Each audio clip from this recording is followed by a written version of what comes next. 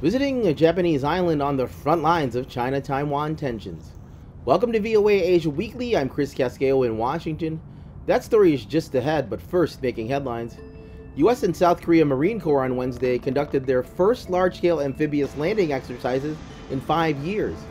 About 30 naval vessels, 70 aircraft, and 50 armored vehicles took part. Pyongyang has accused the U.S. and South Korea of rehearsing for an invasion with their joint military exercises. North Korea unveiled what it claimed are new and smaller nuclear warheads and vowed to produce more weapons-grade nuclear material to expand its arsenal, according to a state news report. The military-appointed election commission in Myanmar ordered the dissolution of the political party led by ousted leader Aung San Suu Kyi. State television said the National League for Democracy was one of 40 parties that failed to register by a Tuesday deadline for a planned general election, which critics have denounced as a sham. Suu Kyi is serving prison sentences totaling 33 years after being convicted in a series of prosecutions brought by the military. Alibaba founder Jack Ma has returned to China, ending a more than year-long stay overseas. Ma retreated from public view after criticizing China's financial regulators in 2020. Some regarded his comments as the catalyst for Beijing's wide-ranging regulatory crackdown on tech entrepreneurs. Taiwan's President Tsai Ing-wen left Wednesday for a transit stop in the U.S. on the way to official visits to the Central American countries of Guatemala and Belize. She's expected to meet U.S. House Speaker Kevin McCarthy next week. China, which claims the self-governing island as its own territory, threatened retaliation if she met McCarthy while in California. As Japan lifts its post-war military restraints, perhaps nowhere is feeling the change more than the remote island of Yonaguni. Located just over 100 kilometers from Taiwan, the tiny Japanese island is slowly being transformed into a military outpost. Many residents are concerned about getting caught in the conflict between China and Taiwan. VOA's Bill Gallo visited Yonaguni and has this report. Sunrise on one of Japan's most remote and beautiful islands.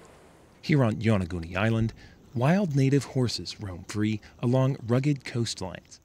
This is so far from the rest of Japan, sometimes it feels untouched by humans. The few who are here enjoy a serenity hard to find in other parts of the country. But trouble is just over the horizon. Where I'm standing is the westernmost point in Japan. Taiwan is right behind me. It's so close that in fact Taiwan is visible on a clear day. That has brought problems.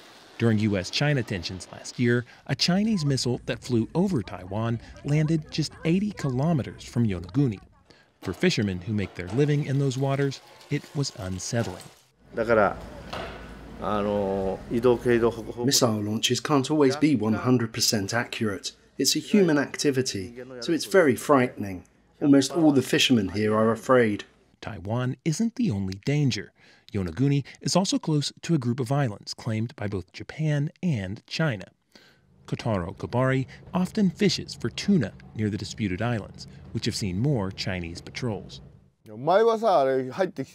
Recently, they chase you, they follow you, they approach you. The Chinese Coast Guard, I think. It's outrageous. For Yonaguni, the tensions have brought big changes. In 2016, a military base was established here, mainly for surveillance. Soon, Japan will bring missiles, part of a broader military buildup in historically pacifist Japan. Fumiya Kano was born and raised in Yonaguni. Even if a war broke out, she says she wouldn't leave.